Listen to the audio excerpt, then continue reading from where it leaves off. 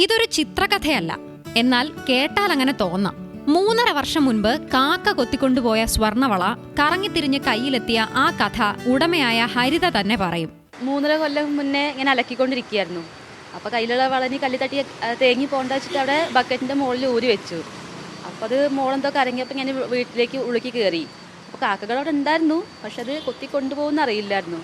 പക്ഷെ ഒരു കാക്ക വന്നിട്ട് അതിങ്ങനെ നോക്കി കൊത്തിയെടുത്ത് കൊണ്ടുപോയി. അത് ഞാൻ കണ്ടു. പിന്നാലെ ഓടുകയൊക്കെ ചെയ്തു, പക്ഷെ കിട്ടിയില്ല. കാക്ക അത് കൊണ്ടുപോയി. മാങ്ങ പറിക്കാൻ കൊമ്പ് കുലുക്കിയപ്പോഴാണ് തെങ്ങുകയറ്റ തൊഴിലാളിയായ അൻവർ സാദത്തിന് സ്വർണവള കിട്ടിയത്. വളയുടെ ഉടമയെ കണ്ടെത്താൻ അൻവർ തുടർന്ന് നടത്തിയ പരിശ്രമങ്ങൾക്ക് പൊന്നിനേക്കാൾ മൂല്യമുണ്ട്. കാക്കക്കൂട്ടിലെ സ്വർണം കയ്യിലെത്തിയത് എങ്ങനെയെന്ന് ചോദിച്ചറിയാൻ അന്വേഷിച്ചു പോയപ്പോഴും അൻവർ തെങ്ങിന് മുകളിലായിരുന്നു. അതൊരു യാദൃശ്ചിക മാങ്ങ പറിച്ചപ്പോൾ കിട്ടിയത്, ചൂട്ടുന്ന് കിട്ടിയതാണ്.